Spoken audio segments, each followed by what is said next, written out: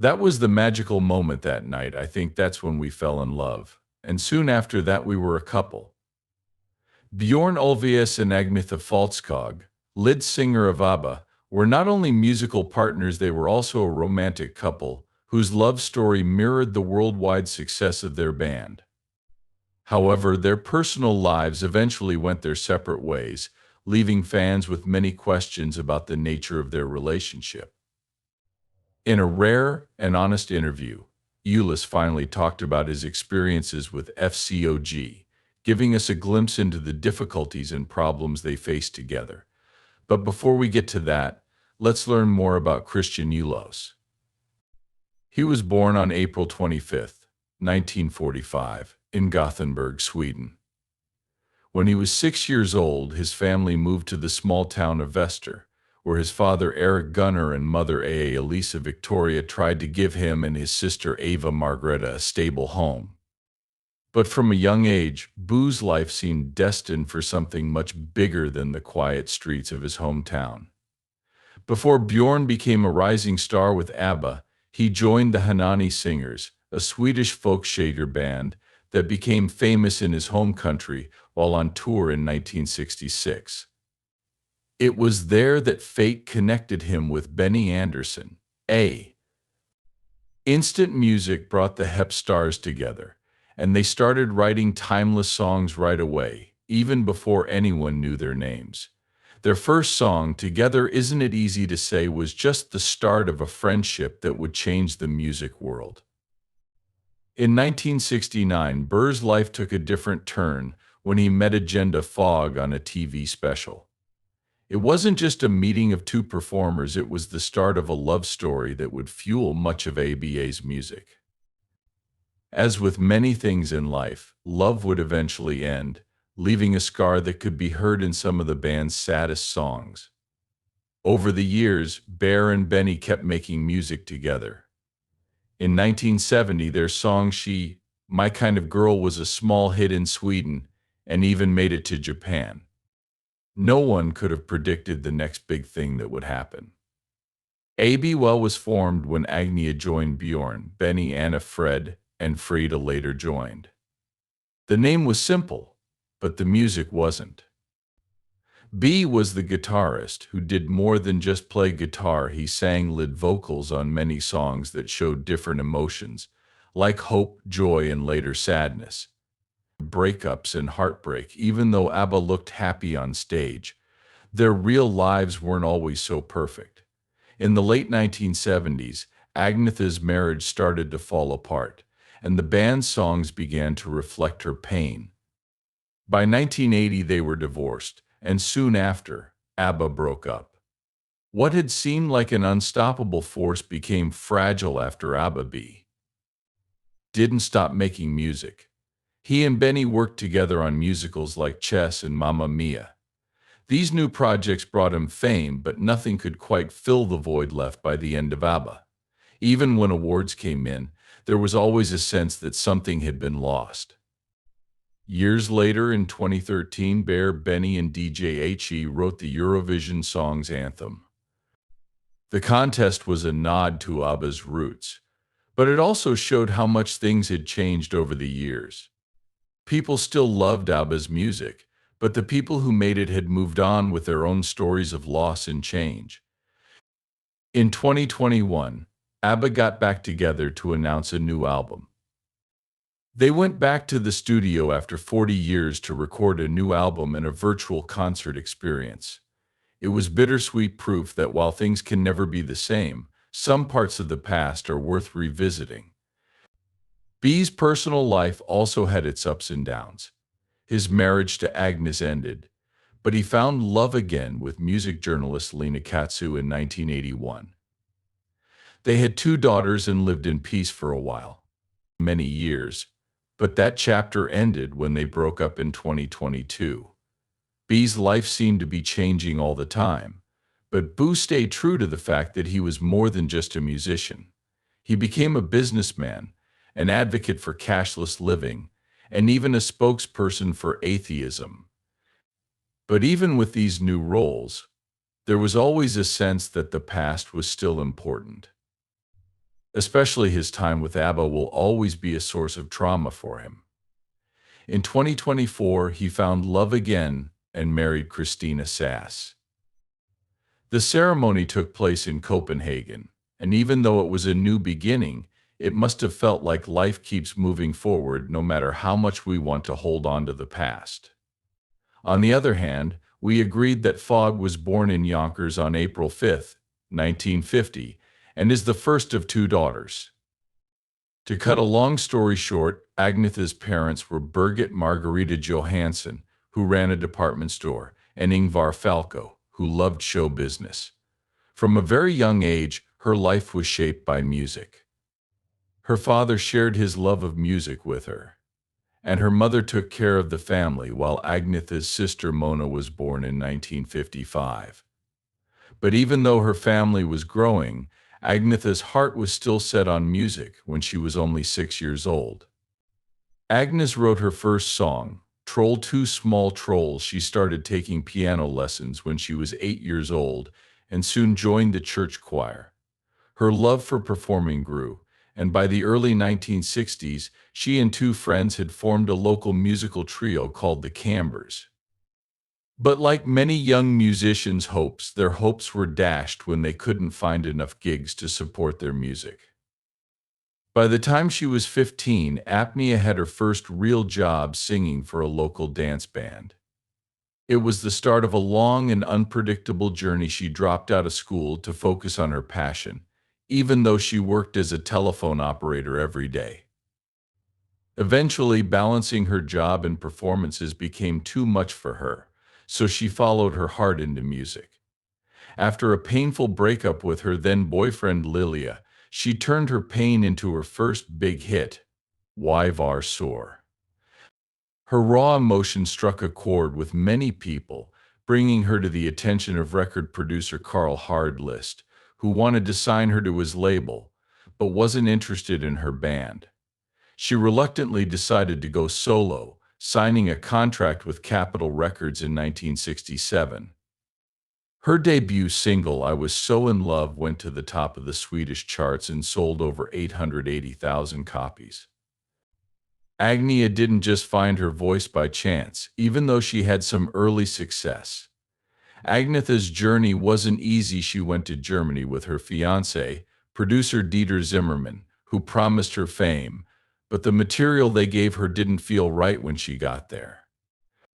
From who she was, she refused to sing songs she didn't believe in and ended the engagement and her pursuit of fame in Germany. She returned to Sweden in 1970 and continued building her career despite a legal fight over a song she was accused of plagiarizing. By 1977, the case was settled, but these challenges could have been hard on anyone's spirit.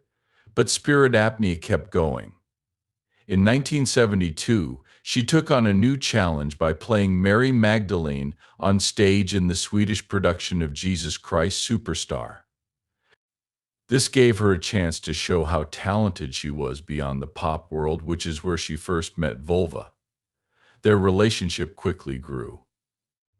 In 1971, Anne Fridlingad and Benny Andersson got married in a ceremony that seemed destined to change their lives in the music world. Together they formed ABBA, a band that would become famous all over the world. But fame came with a price. The constant pressures of the music business started to put a strain on her marriage to Beer, and by 1979 they were no longer together. Even after a personal heartbreak, Agnetha and Björn promised to keep their professional promises to ABBA. The band went on to dominate the charts, and Agnetha threw herself into her music. She recorded a solo album called Elva Kin Eat with 11 women in one house. This project showed how complicated her personal and professional life was, but it didn't do well in the music industry. Like other ABBA albums, this one stayed on the Swedish charts for over a year, showing how popular she was. However, her problems were always close to the surface. Songs like The Winner Takes It All had haunting lyrics that talked about her broken marriage, and she put her whole heart into writing them. By 1982, ABBA had quietly broken up without a big farewell, and she went on to seek other things. As a way to get away from the attention, she recorded duets and solo albums that did okay, but ABBA's heyday was over. Her 1983 album Wrap Your Arms Around Maine was a big hit in several European countries, but while fans still loved her, she increasingly pulled away from the spotlight because of her apnea. Chaos of fame, after all. Fame doesn't always bring peace. Even when she found love again and started working on new creative projects with her kids, like the Swedish movie Raisin Stem, there was a feeling of quiet resignation and a wish to be left alone. She had reached the top of fame, but it took a toll on her. After releasing I Stand Alone, Agnetha Fältskog quit the music scene, leaving behind a world that used to love her voice. For 17 long years, she disappeared from public view. During these quiet years, she found comfort in astrology, yoga, and the company of horses. Her life on Echo Island, away from the stage lights she used to love, became a haven. In 1990, Agnetha tried to find love again by marrying Swedish surgeon Thomas Sonnenfeld, but like her music, that chapter ended quickly. They were married for only 3 years before getting a divorce in 1993. But life had more heartbreak in store for her. The next year, her mother killed herself by jumping off the balcony of her apartment in Yonkers, and her grief was worsened when her father died the next year. By 1997, Agnetha was in even more pain. When she met a Dutch forklift driver named Gert van der, she thought she might find love again. But when Agnetha decided to break up with him in 1999, things went badly. He couldn't let go, and he started following her around and haunting the peaceful sanctuary she had built. Things got so bad that the courts had to step in and issue a restraining order and deport him to the Netherlands. The Netherlands in 2000, but heartbreak was never ending. In 2005, after the restraining order expired, van der returned, upsetting her peace once more. In 1996, Agnetha wrote her autobiography, Som Jag, which was later published in English as I Am. She revisited her journey through music, choosing songs for a compilation called My Love, My Life, and fans welcomed her back. Many people were moved by how open she was in her story, and the book went on to sell over 50,000 copies around the world. Then, out of the blue, Agnetha's voice came back with a new single called If I Thought You'd Ever Change Your Mind. It was her highest charting song in the UK, reaching number 11, and a week later she released the album My Coloring Book, which was a collection of covers of songs from the 1960s that she loved. It was like time had stood still. Everyone missed her voice and was glad to see her again. But true to her nature, Agnetha stayed out of the spotlight and avoided the heavy promotion that would usually come with a successful album release. The second single, When You Walk in the Room, made it to the UK Top 40. But despite these successes, Agnetha stayed out of the spotlight, only showing up briefly in a Eurovision intermission act with her former ABBA bandmates. Fans clung to these brief appearances, hoping for more, but she didn't want to give too much of herself again. In 2008, another part of her legacy began when she joined her former bandmates at the premiere of Mamma Mia in Sweden. All 4 members stood together in front of fans for the first time in over 20 years. It was an emotional moment that reminded everyone of the magic they used to make together and how time had changed them. In 2013, Agnetha surprised everyone again by releasing her first new album in almost 10 years, which included songs like When You Really Loved Someone and Dance Your Pain. Away showed that her voice still had beauty and fragility. Her duet with Gary Barlow, I Should Have Followed You Home, was a highlight, and for a short time she even returned to the stage. But the years of retreat had taken their toll, and she didn't make many public appearances. Her life never stopped. but its pace had slowed for apnea. In 2017, rumors of new music with ABBA started to spread, and she got back together with her bandmates to record 2 new songs. The nostalgia was palpable, but Agree kept herself safe as usual. It wasn't until 2021 that ABBA officially announced their return with Voyage, their first album in 40 years. Agnetha's voice, which was still soft and full of emotion, echoed in the hearts of fans once more.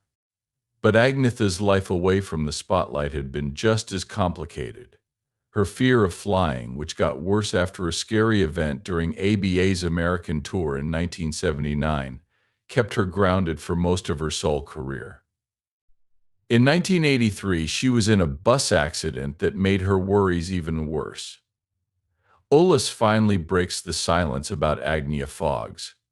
It all began when Ulus's soulful music touched the hearts of ABBA fans around the world. He's not only a talented musician, his songs propelled the band to dizzying heights of fame. But behind the glitzy exterior, the journey wasn't as smooth as it seemed. The band composed. 2 married couples eventually developed deep-seated dislike for each other, especially the Bun and his wife Agnes. Their amazing talent and stunning performances hid a tension that had been building since they were young. But the singer was passionate about music before ABBA and was in a Swedish band called the Hootenanny.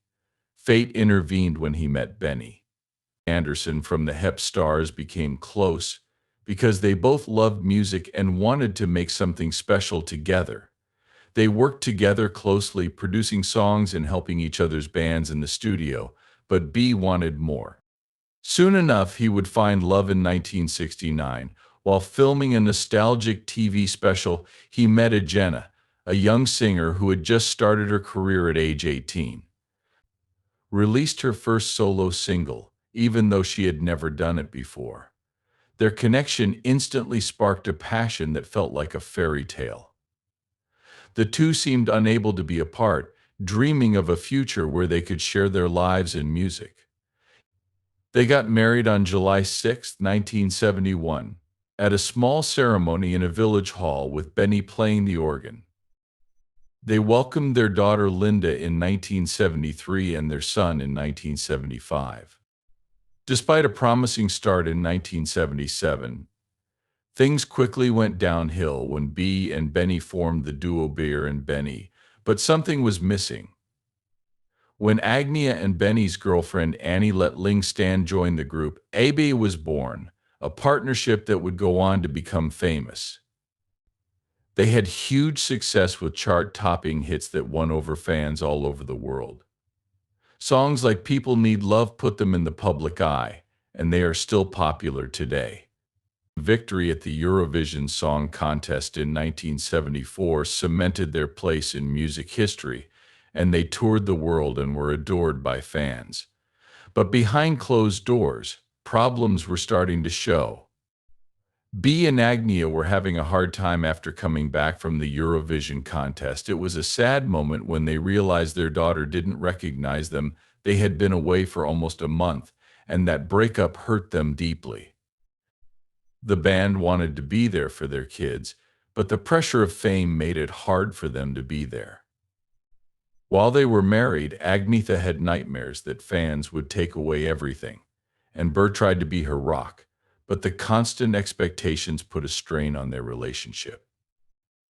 When ABBA reached the height of its fame in the late 1970s, the strain became unbearable, and they split up in early 1979, filing for divorce in 1980.